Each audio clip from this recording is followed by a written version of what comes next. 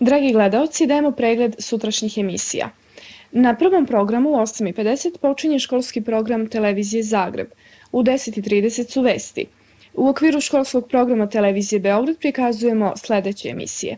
U 10:35 Epoha Nemanjića i razvoj umetničke književnosti iz ciklusa Počeci pismenosti i razvoj naše stare književnosti.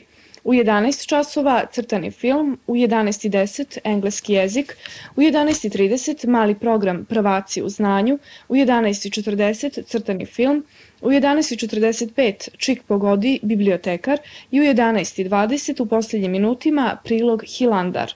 U 12:35 su vesti.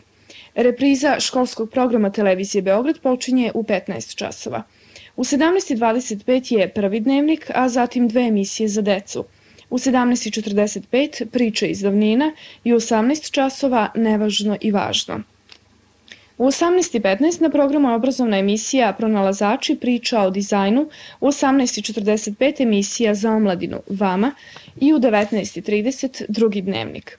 Od 20 časova prikazujemo dramu Budite isti za 20 godina, u 21 čas i 5 minuta spoljnopolitičku emisiju Svet danas, u 21:35 Odobrani trenutak, u 21:40 treći dnevnik i u 22 časa iz ciklusa Jedan autor, jedan film, dokumentarni film Kuda je otekla voda Andreja Mlakara. Na drugom programu od 16:40 emitujemo dnevnik na albanskom jeziku.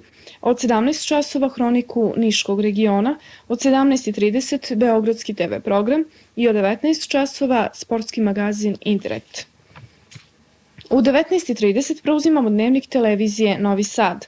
U 20 časova na programu emisija Malignomi, u 20:55 informativna emisija 24 časa, u 21:15 36. epizoda serije Dinastija i u 22 časa i 5 minuta snimak sa festivala zabavne muzike Sanremo 85.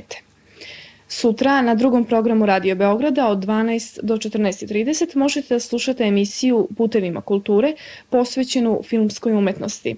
U rubrici Škola filma slušaoci mogu da saznaju nešto više o kameri, scenariju, režiji, glumi i scenografiji. Urednik je Vladimir Bunjac. Dragi gledaoci, želimo vam laku noć.